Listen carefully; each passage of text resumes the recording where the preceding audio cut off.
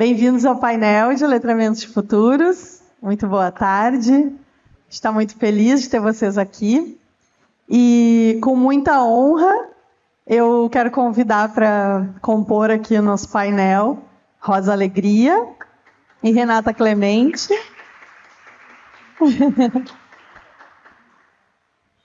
Podem sentar. Eu vou aparecer aqui. Seu microfone.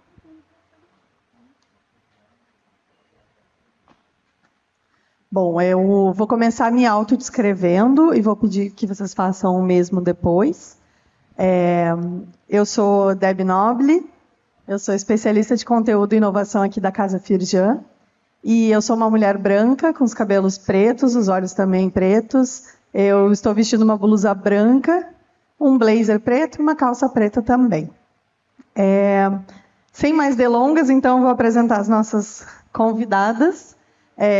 A Rosa Alegria, está aqui à minha esquerda, é pioneira em futurismo no Brasil, atua como futurista profissional há 20 anos. Está entre as 3 futuristas mulheres mais reconhecidas na América Latina. Faz parte do grupo executivo global da Teach the Future, plataforma educacional global que integra os estudos do futuro nas escolas de educação básica.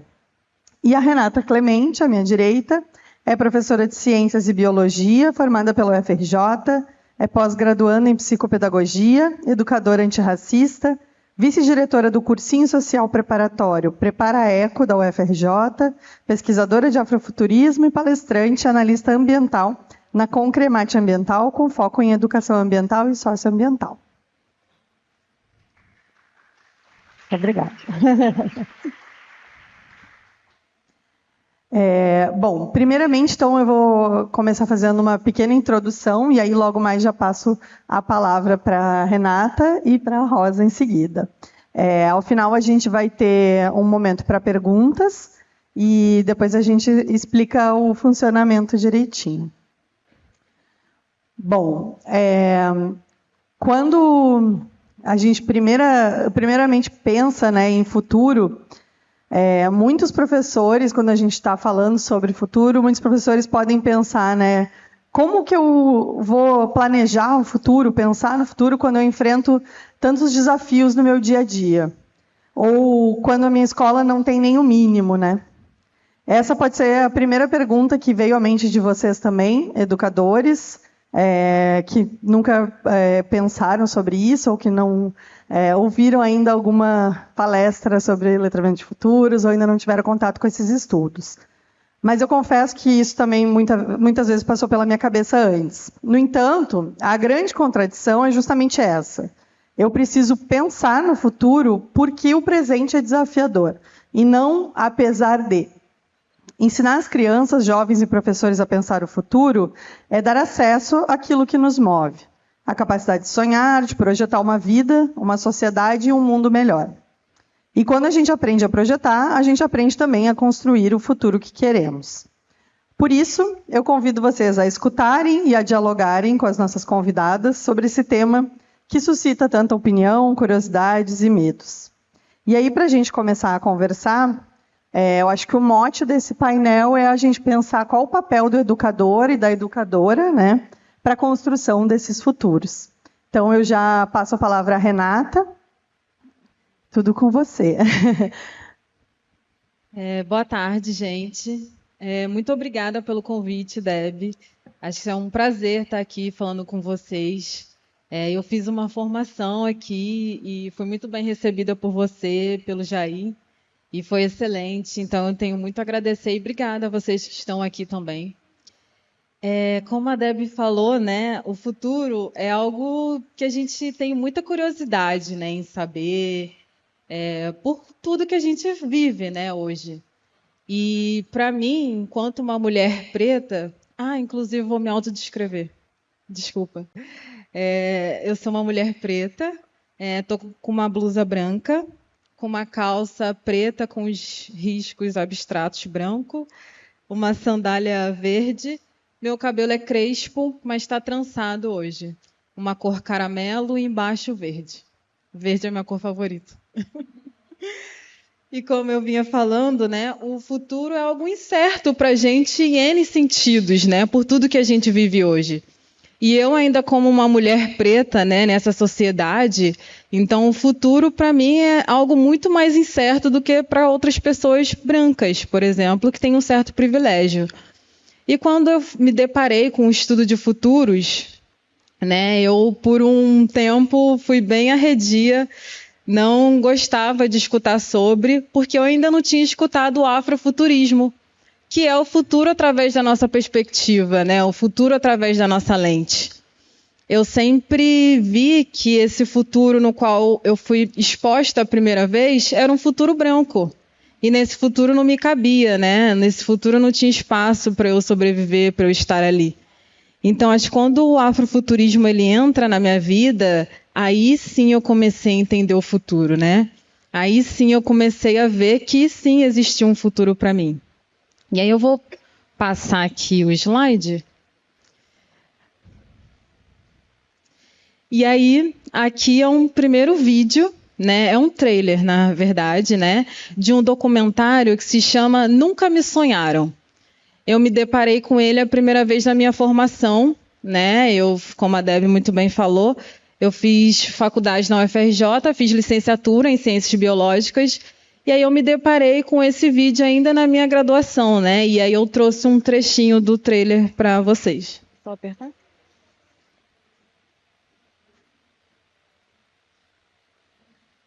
Foi.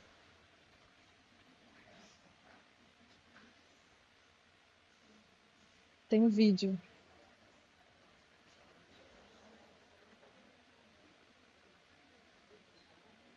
Hã?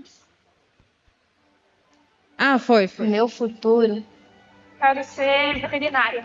Eu estudo poesia. Se não for professora, eu vou ser presidente do Brasil. Eu queria ser policial. Eu quero fazer muita coisa e eu não sei por onde começar. Pobre, favelado, negro, ele tá no banco de reserva, cara. E só quem vai te botar no jogo é estudo e leitura. Não tem mais nada. A educação tem um valor intrínseco. Pela beleza de você ver alguém pensando, pela beleza de você ver alguém sabendo. Podemos dizer que todos os jovens brasileiros têm a mesma oportunidade? Claro que não. Vou botar um S na juventude, né? Então a gente vai falar sempre juventudes brasileiras. 38% dos jovens não estão no ensino médio e não estão no trabalho. A pergunta é, onde eles estão? Da educação. Eu não sei nem se eu vou estar vivo amanhã, eu pensava muito assim. E quem chega no final do ensino médio é mega power sobrevivente. Perde para o tráfico, a gente perde para a gravidez, a gente não consegue manter o menino na escola. A cada momento que a escola abre mão de se dedicar à aprendizagem dos estudantes, ela está aumentando o custo da sociedade. A mesma escola mais chata salva milhares de vidas no nosso país. As sociedades que melhoraram seus índices econômicos, sociais, culturais, etc., investiram pesado em educação. A educação ela não muda o mundo. A educação muda as pessoas e as pessoas mudam o mundo. A educação é meu norte, minha vela, meu leme. Sem ela, não tem sentido. Tem muito sonho, muita ideia, pouca gente escutando para realizar. É essa força que incende esse poder. Eu sou um defeito de fábrica. Dizem que jovens são o futuro da pátria. Só que o que eles estão fazendo para melhorar nosso futuro?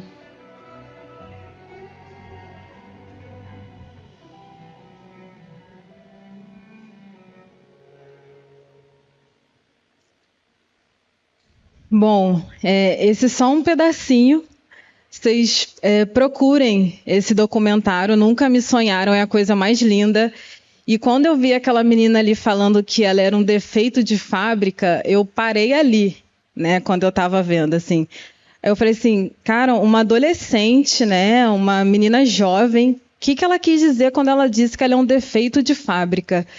E hoje, depois de muitos anos, né, conhecendo esse vídeo, fazendo tudo que eu estou fazendo, eu ainda acho que ela está certa. Assim, a gente realmente é um defeito de fábrica em muitos sentidos.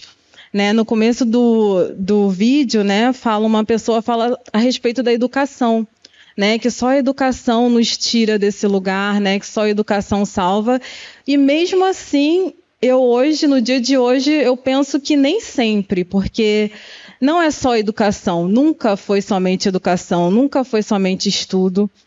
E como você ter um pensamento no futuro, né? Como você sonhar com essa realidade que a gente vive hoje, né? Com o racismo a todo momento me cerceando em todas as formas, né? Então, como eu ter esse olhar positivo para o amanhã se eu tenho tudo isso à minha volta? E foi aí que eu achei o afrofuturismo, foi aí que eu vi que tinham pessoas que também pensavam como eu, pessoas que também achavam que só o futurismo não dava conta do nosso ser, né? O nosso ser enquanto pessoas pretas nessa sociedade. E eu vi que uma luz no fim do túnel, por assim dizer. E vocês, né? Eu também já estive em sala de aula, inclusive eu assisti a palestra de manhã, eu faço parte dessa estatística que desistiu em menos de 5 anos de formado do chão da escola.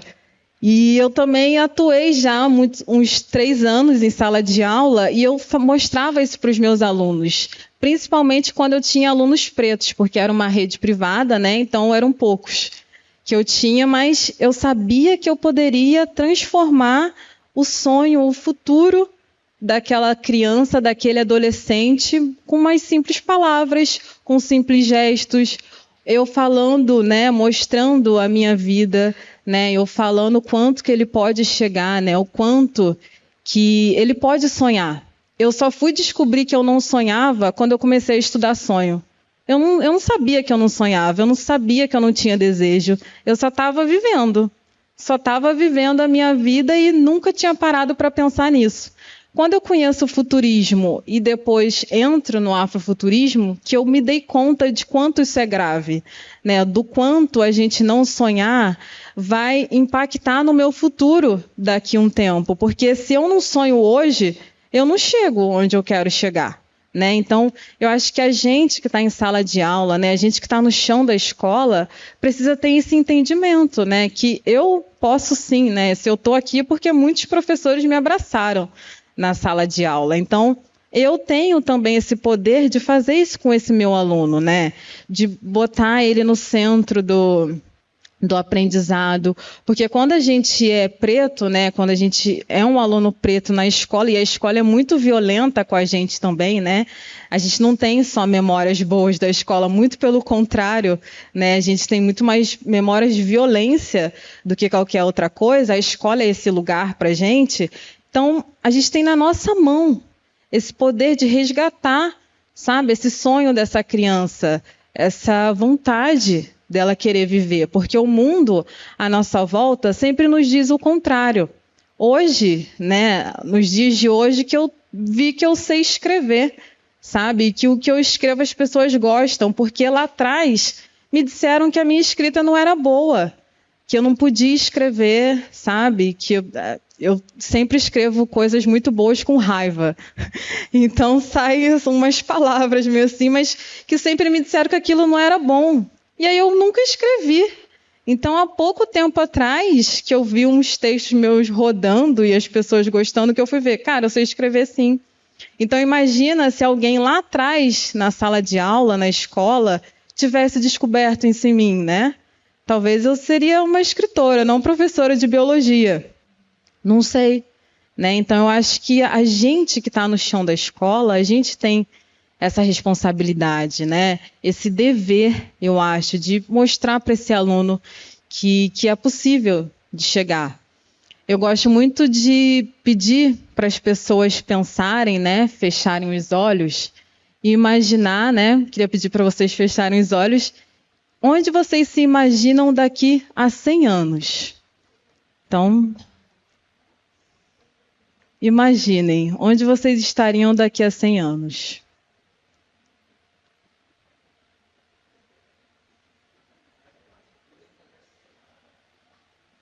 Imaginaram? Agora imagine o contrário. Há 100 anos atrás, o que vocês estariam fazendo há 100 anos atrás? Se imaginem, se vocês pudessem voltar no tempo há 100 anos, o que vocês estariam fazendo?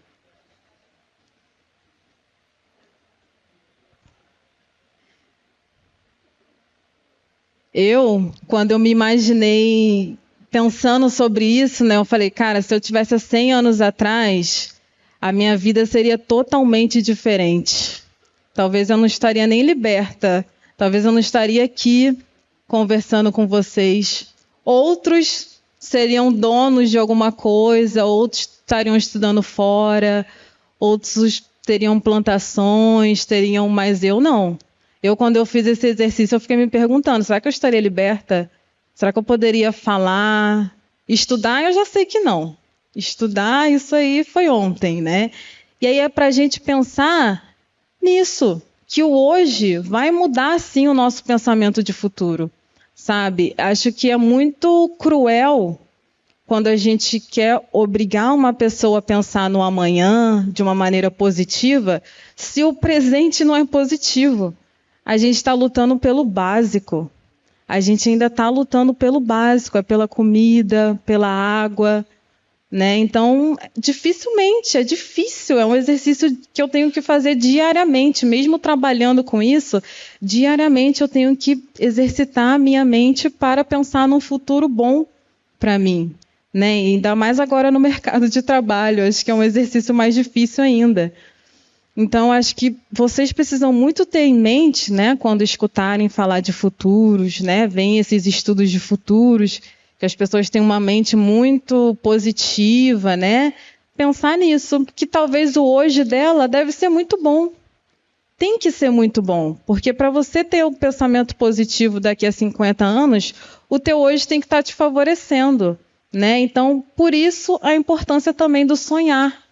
Né? Por isso é grave quando a gente vê uma adolescente como aquela ali falando que ela é um defeito de fábrica, né? Porque o que essa menina está pensando para as perspectivas dela daqui a 5 anos, né?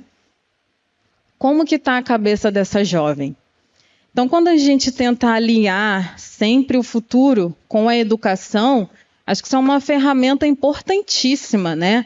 A gente tem uma educação antirracista, né? É isso que a gente vem tanto batendo na tecla, é você mostrar para aquele aluno que é possível, né? Deixar ele sonhar, deixar ele experimentar as coisas, né? Porque para a gente nunca é possível, sempre estão nos dizendo ao contrário. Eu gosto muito de uma estudiosa, ela é escritora, ela é afro-americana, o nome dela é Ytasha, com Y. E ela é uma das mulheres que despontou no afrofuturismo, né, nos Estados Unidos, que lá vem também, lá é bem forte, né, o estudo. E ela fez uma pesquisa no chão da escola sobre afrofuturismo.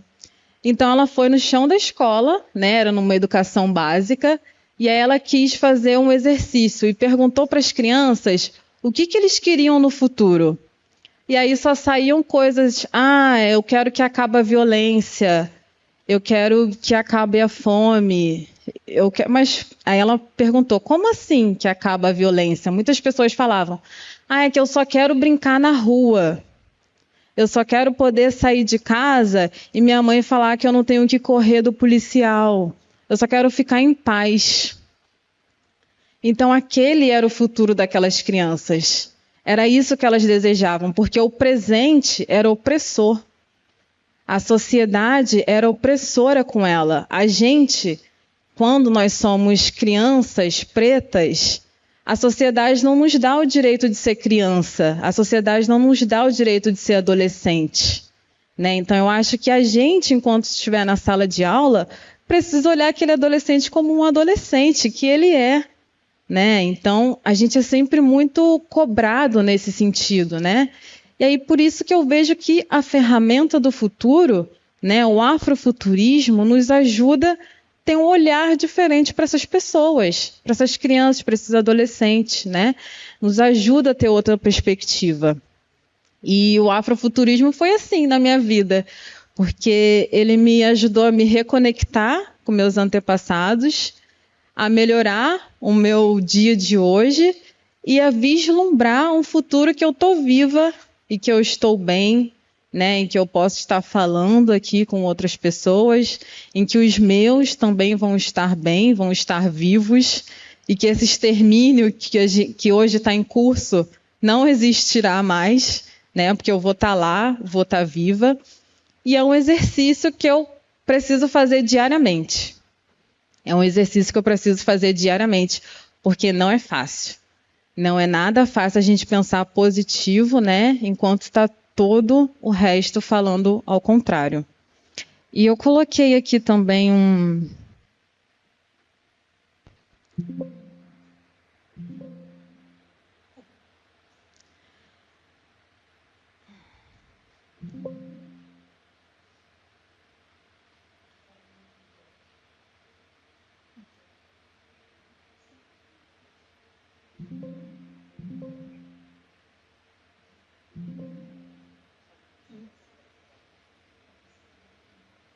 Tá.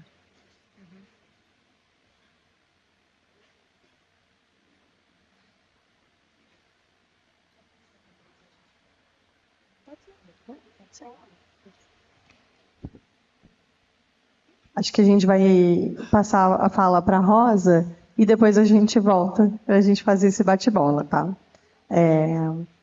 Então, a gente pode colocar, por favor, a apresentação da Rosa Alegria. E, Rosa, já passo a palavra, então, para ti. Pode se autodescrever, por favor. Muito bom estar aqui. Adoro esse formato de arena. Me sinto mais à vontade, né? Esse desenho. Obrigada pelo convite, Debbie. Eu sou uma mulher morena, olhos verdes. Estou vestindo um vestido verde. Sapatos marrons. Acho que é isso. Bom, muito obrigada, Renata, pela sua introdução, pela sua injeção, né, de conteúdo que só nos nutre aqui, a trazer um pouco desse seu olhar do afrofuturismo. Eu trabalho há 24 anos com aquilo que se chama futurismo, ou estudos do futuro. Trouxe ao Brasil essa disciplina e hoje faço parte de um movimento que está promovendo a integração desse futuro aplicado à escola, tá? Então, eu vou fazer uma pergunta aqui para vocês antes de começar. Quem aqui estudou o passado?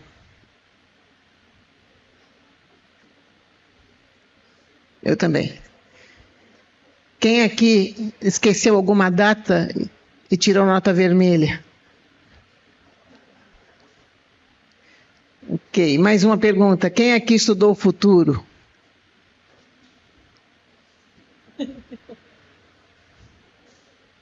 Eu também, depois de um tempão, já na minha alta maturidade. Pois é, pessoal. Então, o que eu venho falar aqui é isso, basicamente, assim como é importante ensinar, aprender o passado, é muito importante aprender o futuro. E aí, normalmente, as pessoas falam assim, como? Como é que é mesmo? Aprender o futuro? Aprender o futuro, eu vou aprender algo que não existe? Passado existe? Não. Passado também não existe. E o passado, ele tem registros. É muito mais fácil você falar de elementos da história, porque tem registros, tem museu, tem escritos, né? Tem artefatos. Mas é muito difícil você trazer inferência sobre um tempo que não existe. Mas não tem nada mais importante nesse momento do que você olhar para o futuro, porque é o resto do tempo que a gente tem para viver, o resto do tempo que a gente tem para mudar, né, a condição. É o resto do tempo que a gente vai buscar respostas. Então, é mais ou menos essa a questão que eu trago aqui. Assim como é importante ensinar o passado, é também importante ensinar o futuro. E normalmente não, em geral, quase sempre, vamos dizer assim, as escolas ensinam tudo aquilo que é provado, que é tangível, que você pode mostrar, que você pode provar, medir e prever. Ciência é mensurável. a perspectiva do ensino é linear, como se tudo fosse previsível. Tudo aquilo que é tangível. Mas onde fica aquilo que não é provado, aquilo que não é tangível? O mistério, olha só, o valor do mistério. É importante a gente entrar nesse mistério, nesse desconhecido. Tem que ter coragem, porque a gente é ensinado desde criança a não entrar no mistério, a não entrar no desconhecido. Então, o que o futurismo faz na escola é incentivar a busca desse universo que ainda não existe, mas ele passa a existir quando ele é criado. Com o que a Renata falou, o poder do sonho é colocar luz no fim do túnel. E quando você ilumina o túnel, você vê lá na frente um monte de coisas que você normalmente não vê. E aí, eu vou mostrar aqui, então, para eu não me dispersar, porque eu tenho um tempinho. Vamos lá, é aqui, né? Tá. Essa garota, ela sabe para onde vai. O avião até pode atrasar, mas ela vai para aquela cidade, né? Ela tem noção certa de onde vai, direção. E essa gente? E essa garota, essa galera? Será que sabe? Tem vários estudos que mostram, de uma forma ou outra, que a grande maioria dos jovens não tem ideia do que querem fazer, de que profissão escolher. Na minha época, pai, mãe, olha, vai estudar isso, porque isso vai dar futuro para você. Tá, eu sou dessa época. Vai estudar direito, vai estudar medicina, que isso aí é a profissão que vai dar certo, te dá dinheiro, te dá futuro. Hoje você não pode falar para essa gente que profissão vai dar futuro, porque a gente não tem a mínima ideia. Porque a gente não tem como prever. O futuro existe descolado do presente desde o século XVIII. Antes, a gente não dissociava que era passado, que é futuro, que é presente. Porque no século XVIII, a sociedade industrial trouxe as novas tecnologias e o mundo começou a correr. As mudanças vieram. E hoje, nós vivemos um mundo de mudanças jamais pensadas. Então, como que a escola ainda não prepara essa gente a viver nesse mundo? Por isso que tem depressão, por isso que tem ansiedade, por isso que tem medo, angústia. Está cada vez mais crescente, porque não está conseguindo, o pessoal não está conseguindo segurar a barra dessas mudanças. E a gente precisa aprender na escola a ser resiliente, a conviver com a incerteza, porque a gente não vai acabar com as incertezas. E é através da incerteza que você vai trazer coisa nova. Por que isso? Porque entre um mundo e outro, que a gente está vivendo o passado que está indo embora e o futuro que está chegando, existe um ponto de intersecção que é essa grande mudança histórica que a gente está vivendo. E é nessa mudança que vem as grandes inovações. Mas a escola não ensina a viver na incerteza. A escola só ensina a viver, aprender aquilo que é provado, aquilo que é conhecido, aquilo que é passado.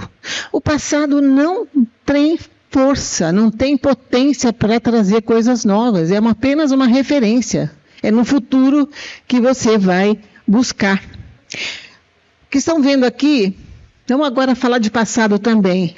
É uma escola, exatamente essa escola é de 1900, tá? Isso que está no registro da internet. Olha só, o que vocês veem nessa escola? Tem muita coisa para falar sobre essa foto, tá? Vamos só olhar por cima, assim. Ok? Bom, aqui, por exemplo, a primeira impressão que dá, qual é?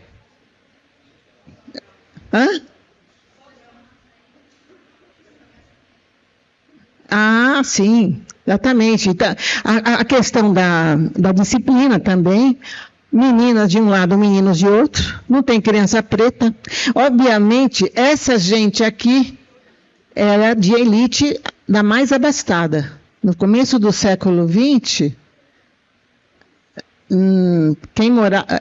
o começo do século XX era 80% rural, o mundo era, e 20% urbano. Então, quem morava no rural não tinha escola.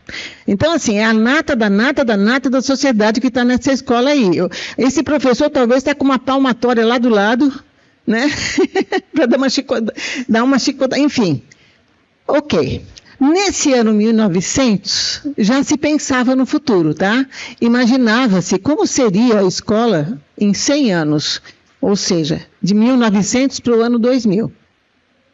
Já se pensava. E um artista era muito famoso na época por fazer artes que retratavam o futuro. Então, aqui, essa arte é de uma imaginação desse artista, que como seria a escola no ano 2000. Isso lá em 1900. E essa imagem, o que passa para vocês?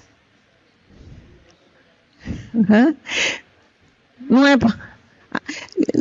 Exatamente. Descrevendo tecnicamente essa imagem, são eletrodos que estão transmitindo livros moídos dentro do cérebro de cada uma dessas crianças. A minha pergunta é, mudou alguma coisa? Tirando os eletrodos? 100 anos à frente, estamos no ano a gente está em 2022, a gente continua ainda injetando conteúdos nos cérebros.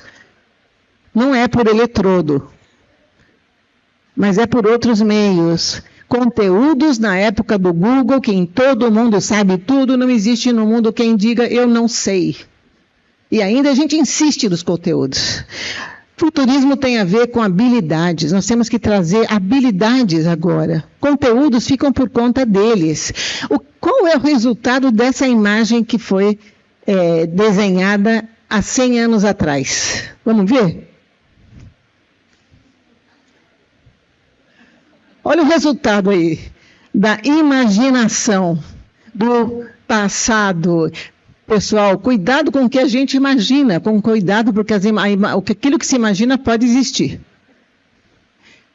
Eu não vou perguntar para cada um, mas imaginem vocês, que imagem vocês visualizam na escola de 2100?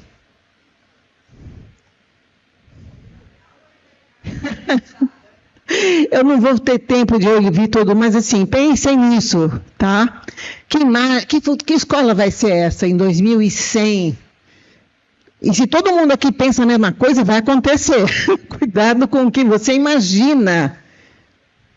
Bom, então, para falar um pouquinho, eu aqui acelerei, gente, o que aconteceu aqui? Peraí, vamos lá. Não, eu vou, desculpa. Então, gente, é o seguinte... O que a gente faz? O futurismo na escola, ele amplia a imaginação. Pode voltar um pouquinho? Ah, tá bom. Aí. Ih, ó, foi para o fim já, desculpa. Volta um pouquinho. Aí, tá bom. Nós ampliamos a imaginação. Letramento em futuros é um departamento da Unesco. Em 2012, a Unesco criou uma cátedra só de letramento de futuros. Hoje, em São Paulo, existe uma escola de ensino fundamental que ensina futuros. Né? Nós estamos também, no movimento de filtro, treinando professores para aprender futuros, para replicar em sua sala de aula. O que é letramento de futuros? Letramento de futuros é você aprender sobre o futuro, é você compreender o futuro. Para quê? Não para ficar com medo dele, para você botar a mão nele, para você se apropriar, para os jovens olharem para esse final do túnel com a luz que olhar para o futuro traz. Porque o futuro é o único espaço em que existem múltiplas possibilidades. É claro que para cada ser, o futuro é diferente. Para pessoas, futuro é ter uma casa linda, não é? Ir para Marte. E para outras é ter uma escola, é ter um direito de um lugar na sociedade. Então, cada um tem um futuro diferente, mas o futuro é direito de todos. E é importante trazer todos eles, todas as pessoas que vão ser os líderes do amanhã, num momento urgentemente necessário de encorajá-los a imaginar novos mundos. Quando você olha para o futuro, você diminui essa ansiedade, porque você mostra lá na frente as possibilidades. Então, isso faz toda a diferença. E aqui eu estou mostrando para vocês as ferramentas que existem, né, do movimento que eu represento, no Playbook, tem vídeos, tem biblioteca de ferramentas que os professores podem acessar. Aqui nós temos também um espaço, né, o Teach the Future, para os jovens. A gente só fala dos jovens como se a gente estivesse lá em cima e eles lá embaixo. Não. A gente tem que colocar os jovens na mesa, conversando, ouvindo, pedindo conselhos dos jovens. E é isso que a gente está promovendo. Nós temos eventos que trazem os jovens dialogando sobre o futuro. Nós temos um prêmio que premia jovens de 12 a 17 anos com relação aos projetos que estão mudando as suas comunidades, porque os jovens vão ser os líderes do amanhã. E a gente precisa dar espaço para eles. Isso faz toda a diferença. Aqui, eu vou trazer para vocês Aqui, quem é professor aqui? Que maravilha. Então, olha, vocês vão ser presenteados. Quem não é professor, também vai ser. Nesse QR Code aqui, vocês vão encontrar 10 ferramentas abertas.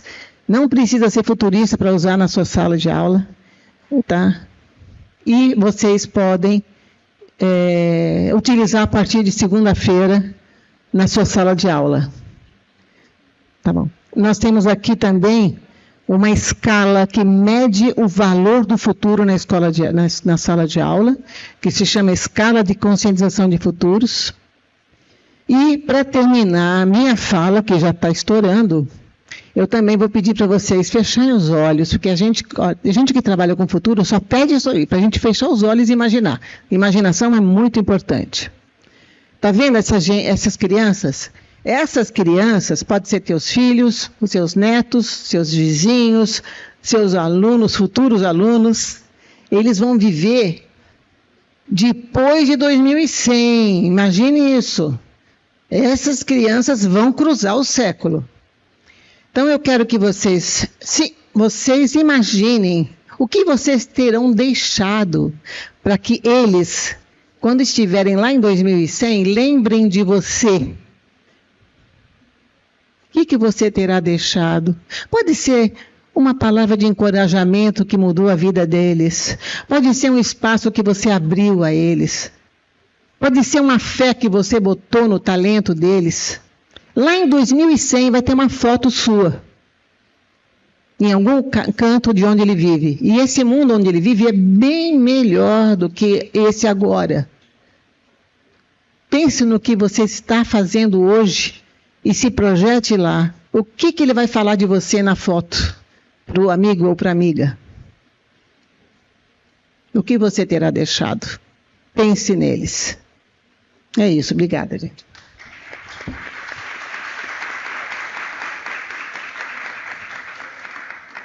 Obrigada, Rosa. Eu queria pedir para retomar o slide da Renata, por favor, depois do vídeo. Enquanto isso, eu queria comentar rapidamente. A gente vai ter depois um espaço para perguntas. A gente vai colocar logo mais, assim que a Renata falar, a gente vai colocar um QR Code na tela, vocês vão escanear e poder enviar as perguntas para elas.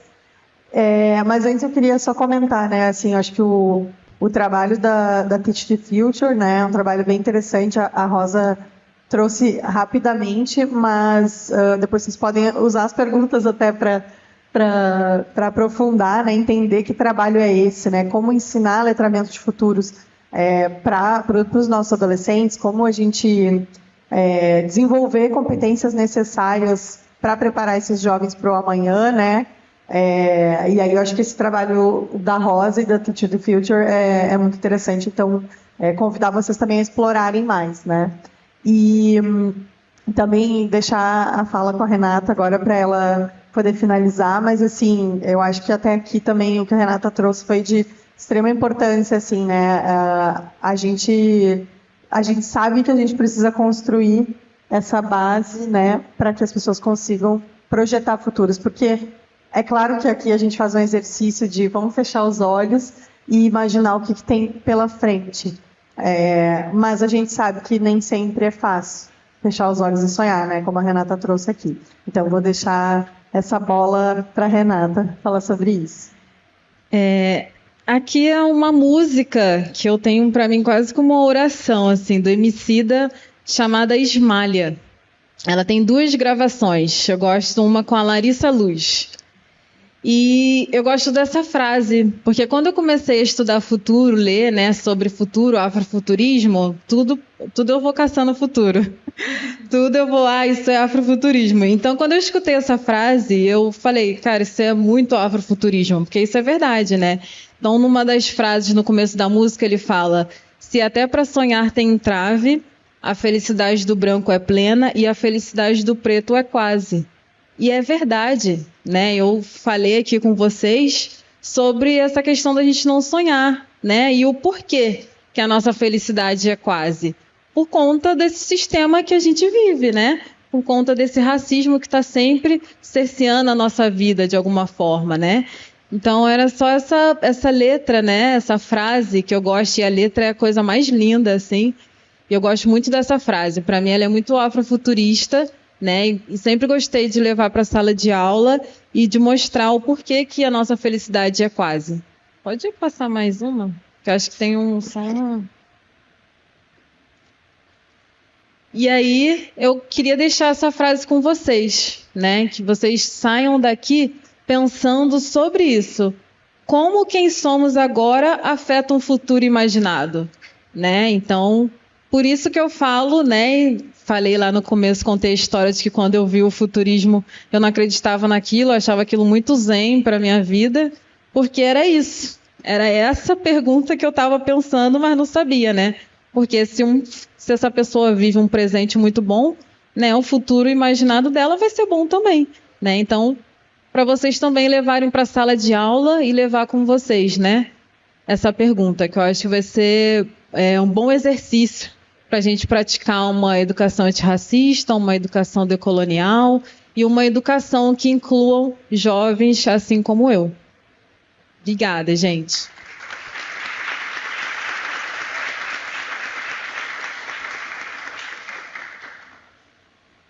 Muito obrigada, Renata. Agora a gente pode colocar, por favor, o QR Code na tela para as perguntas chegarem. Enquanto isso... não tem nem enquanto isso, gente. O pessoal é muito eficiente. Mas enquanto isso, vou fazer também uma propaganda aqui do nosso Lab de Tendências. Estão com os 2 representantes aqui. Para também vocês conhecerem o trabalho que a gente desenvolve aqui na casa, né? A Casa Feijão é um hub de inovação e também uma plataforma de conteúdo. Então, se vocês acessam lá o nosso site, que é a plataforma, vocês podem encontrar também o mapeamento, né, de tendências, o radar de tendências aí, que é o trabalho que o Lab de Tendências desenvolve. Então, todo mês tem reporte? Tem uma frequência de reportes sobre futuros, então vocês podem entender um pouco mais. E volta e meia também eles oferecem um workshop bem interessante de mapeamento de futuros. Então eu já fiz, é bem bacana da gente também conhecer que ferramentas, né? Porque aqui a gente está falando muito para vocês terem um primeiro contato com essa temática. Mas acho que para a gente se aprofundar, a gente quer entender ferramentas, frameworks que são possíveis da gente começar até a fazer um trabalho, né, com os nossos alunos, assim como o trabalho que o Teach the Future desenvolve, que daí é super focado mesmo em professores e estudantes. Então, façam a sua pergunta para a Rosa, para a Renata, e o nosso ajudante aqui, assistente de palco, Vitor Fontes, vai me passar as perguntas. Já tem alguma aí? Está no meu WhatsApp. Vamos lá. Bom, então, para as duas, eu vou jogar aqui 2 perguntas e aí, gente, vocês vão respondendo, né? Como vocês veem o estudo da história aliada à filosofia como construtoras do futurismo? Específica. Pode passar para a Rosa. Muito boa pergunta. Ao contrário do que muitos pensam, estudar o futuro não é negligenciar o passado. O que a gente diz é que é preciso calibrar os tempos, é preciso diminuir essa assimetria temporal. A gente dá muito foco no passado só, não muito foco no presente. Aliás, a sociedade cada vez mais voltada para o presente imediatista. Nessa sociedade capitalista, em que o capital financeiro te promove um lucro em segundos, pelos meios eletrônicos, não é? A Coca-Cola que te deixa feliz num trago, né? Não é isso. É preciso calibrar o presente, porque ele é o único tempo que a gente vive. É agora. Só que você tem que olhar para a história, porque a história é a referência. Não tem que ser residência, já tem que residir na história. Mas se referir à história, se referir à ancestralidade que nos trouxe até aqui. E olhar para o futuro, que é um espaço do tempo em que nós vamos buscar um novo, em que nós vamos visualizar caminhos múltiplos. Então, quando você olha para a história e quando você olha para o futuro, você calibra o seu presente, você muda o seu presente, você alonga, você fortalece esse presente. Existe uma teoria da socióloga Elise Bolden, uma socióloga holandesa, que traz um conceito do futuro, do presente longo. O que é o presente longo? É o presente nutrido do passado e do futuro.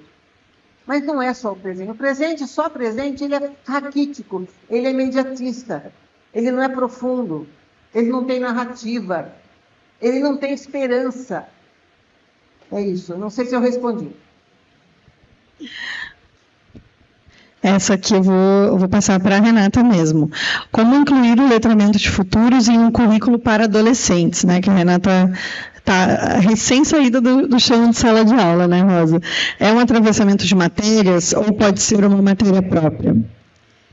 Eu vejo como algo transversal mesmo. É sim um atravessamento de matérias. E pode ser também só uma matéria, né, específica, mas eu defendo essa matéria como sendo transversal.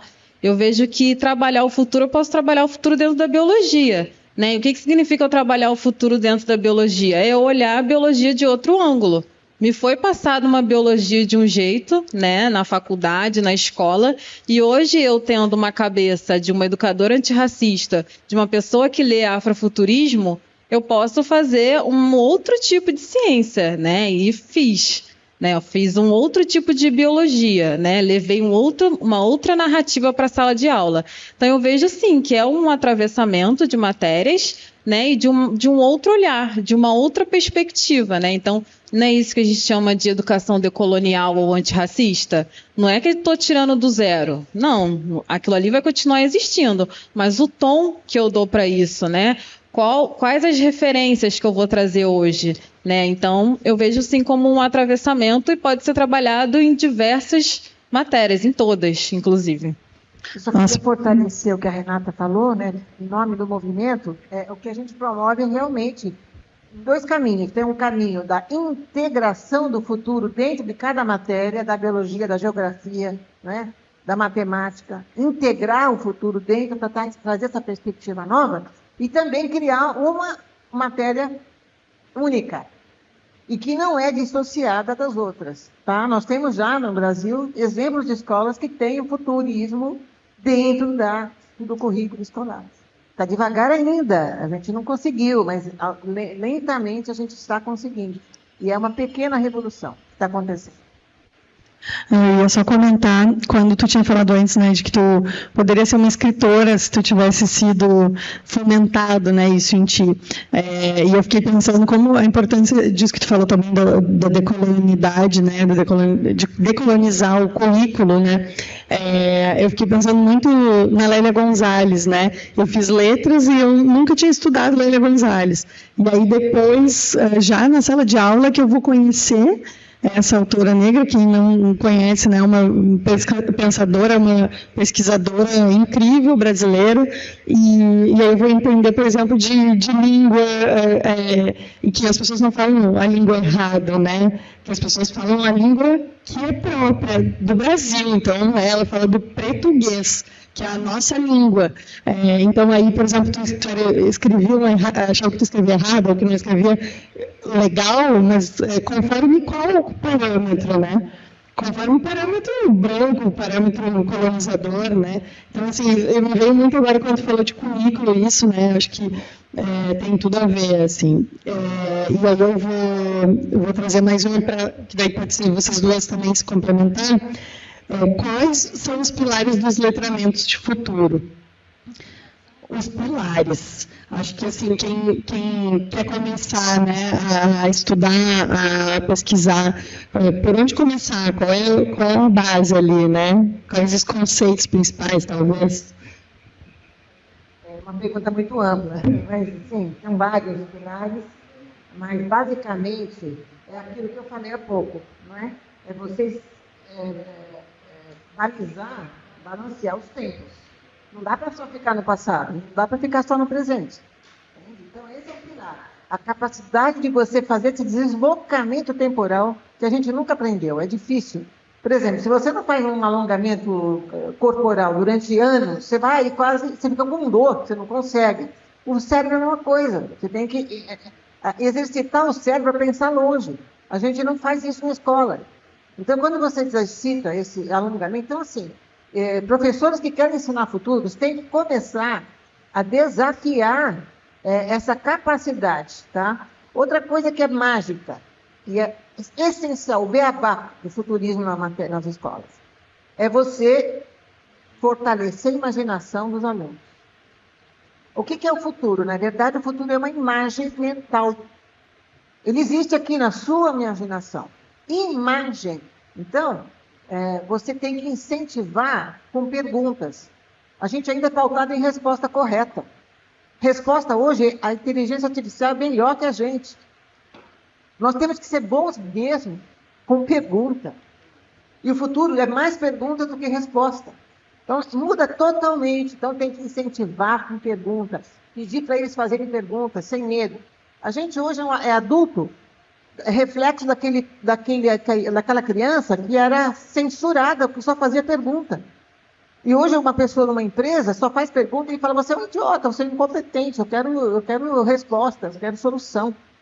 Entende? Então é também um outro pilar. Curiosidade. O professor que ensina futuro, ele tem que ser ele mesmo curioso pelo novo e também incentivar curiosidade nas crianças.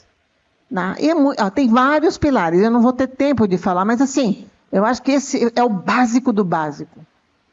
Nossa, concordo muito, né? Essa coisa do mais perguntas e boas perguntas do que respostas, né? Exatamente. Até para a história, chegou uma pergunta até que a gente não vai conseguir responder a todas, né? Mas me chamou a atenção assim, quais os perigos de pensar só em futuro. Eu acho que a gente não tem que pensar só em futuro, né? E eu acho que justamente a gente também, esse pensamento que se tem para o futuro também tem que se ter para o passado, que eu acho que é isso que a Rosa fala quando ela fala: todo mundo já estudou o passado, mas como que era estudado? Era estudado decorando datas, né? Mas e quais perguntas a gente tem que fazer para o passado, né? E eu vou passar para a Renata aqui, que veio uma pergunta muito boa. O Krenak nos fala sobre o futuro ancestral. Como você vê a caminhada de resgate da ancestralidade negra tão vilipendiada pelo currículo? O afrofuturismo, ele trabalha isso, esse resgate. Né? Então, um resgate de uma história que simplesmente foi apagada deliberadamente, né?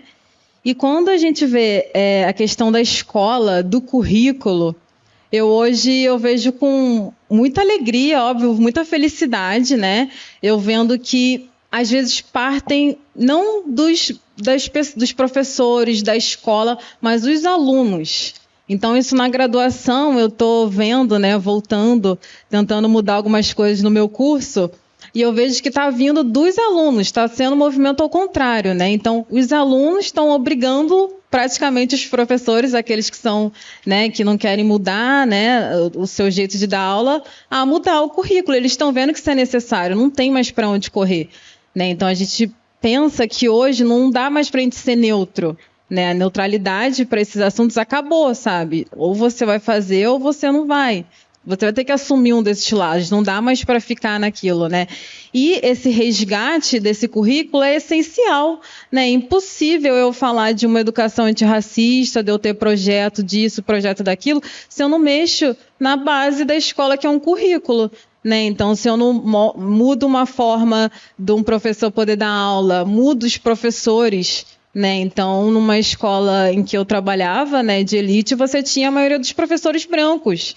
E por mais que aquelas pessoas ali estejam dispostas a fazer, não é a mesma coisa. Não é a mesma coisa. E a gente tem no nosso mercado professores aptos a isso, sabe? Então, é simples, não é inventar a roda. Já está aí, já está aí na nossa cara, sabe? É querer fazer mesmo. E eu vejo o quanto que isso é difícil. Isso é difícil para uma escola que está aí há 100 anos, que tem nome, tem reconhecimento. Você chegar para falar que vai mudar o currículo não é uma coisa fácil, né? E todos os lugares que eu já passei, assim, um projeto que eu vi que realmente funcionava, assim, muito bom, são nas escolas públicas. É na nossa educação pública que a gente vê essa escola antirracista funcionando, que a gente vê aquele professor que não tem recurso, né, que não tem nada praticamente, mas é aquele professor que está fazendo, né, na escola pública, é na nossa escola pública. Então, é isso. O começo dessa escola antirracista tem que ser o currículo. E eu vejo com imensa alegria esse resgate e vejo com um brilho nos olhos os alunos indo lá e brigar mesmo. Assim, vai ter que ter, não tem jeito. Vai ter, ou sai, ou dá licença. Então eu vejo que muitos falam, mas agora a gente só tem que estudar. É mesmo? Só vai ter que trazer esses livros. Vocês ficaram até aqui agora fazendo tudo que vocês queriam, agora sim, vai ter que trazer só esses livros mesmo. É isso. Obrigada, Renata. Eu queria, assim, que vocês quisessem deixar um pouquinho um tempo aberto aí para vocês falarem. Nós temos só 4 minutos, mas eu queria trazer uma coisa que eu aproveitar esse espaço que tem me tirado o sono. Todo mundo aí tem um motivo pelo qual fica acordado algumas vezes, né? O que tem me tirado o sono é o que está acontecendo hoje com a falta de esperança entre os jovens. A falta de esperança em geral, a falta de luz, a falta de caminhos. Mas, pra vocês terem uma ideia, você vai numa escola de ensino fundamental com crianças de 8, 9 anos.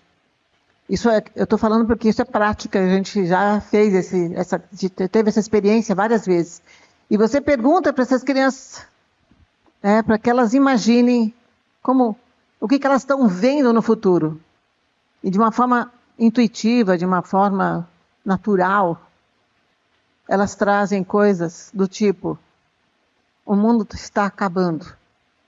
Os ETs vão invadir a Terra. Os robôs vão acabar com os humanos. A guerra nuclear vai destruir o mundo. Imaginem vocês o que será desse futuro com essas gerações, nesse nível de pânico e de medo. O medo paralisa. O medo traz ceticismo. O medo, ele traz violência. Não só os animais com medo atacam, os humanos também, quando estão com medo. Então, o que será dessa sociedade que está já desde o início com esses seres novos, com essas crianças morrendo de medo? É preciso florescer, fazer florescer essa sociedade. Então, está nas escolas esse poder de criar um novo imaginário, não aquele imaginário colonizado pelo cara que falou que está investindo na Bolsa de Nova York, tem muito dinheiro e quer que todo mundo entre na história da robótica, na história da inteligência artificial, da produtividade. Eu já tenho visto muitas escolas falando, a gente quer ensinar produtividade para a criança tem que ser feliz, não tem que ser produtivo. Então, assim, olhando para frente, vamos pensar na possibilidade de criar esse novo imaginário, de oxigenar essa condição dessas crianças. Não tem só robô, não tem só alienígena, né? Não tem só... Enfim, é preciso ampliar esse imaginário. Então, assim, eu faço uma convocação a todos os que estão aqui, não só professores, os pais, né? Os que têm contato com os jovens, incentivar esse novo imaginário e criar um imaginário próprio deles, que seja deles, não seja dos outros. Pode falar uma palavrinha final, a gente está quase encerrando. Tá. Eu acho que de tudo que eu falei, assim, eu gosto muito de um escritor camaronês, o nome dele é Achille Mbembe. Eu gosto de tudo que ele escreve, é uma escrita difícil, ele é acadêmico, mas é um dos que salva, assim, eu gosto muito dele. E ele fala muito que o futuro, quando a gente não pensa, quando a gente não imagina, ele é cooptado por outra pessoa. E é verdade, né? Então, se a gente não está lá também falando desse futuro, vai vir alguém e vai falar para a gente e vai seguir. Então, isso que eu queria deixar para vocês, né? E para os seus alunos, né? Então, a gente imaginar que se a gente não fala com aquela criança, né? Não dá a atenção devida que ela precisa, aquela criança, aquele adolescente na escola, vai vir alguém e vai fazer isso. Ela precisa, né, ter certeza desse futuro dela, né? E é isso que eu gostaria de deixar para vocês. Hoje cedo, a Debbie, ela tem essa carinha, mas ela me fez chorar hoje. Contei uma história para ela da minha prima, né? Da minha tia, quando falou que ela estava grávida, eu pensei, né, comigo, poxa, eu vou querer ser uma mulher preta, né, nessa família, para minha prima que vai nascer ter esse espelho que eu não tive. E aí eu contei isso para ela hoje e eu falei que esse é meu maior projeto afrofuturista, né? Que a minha prima, que hoje tem 8 anos, se chama Brenda, que ela olhe daqui no futuro, né? E veja que eu estou aqui. Né? Ela vai saber que eu vim aqui palestrar para vocês e que ela saiba que ela pode estar aqui, né? Palestrando em outros lugares que ela quiser. Então, acho que esse é meu maior projeto afrofuturista, né? É ser esse exemplo de uma mulher em outra posição dentro da nossa família. E que vocês também tenham um projeto afrofuturista para os alunos de vocês.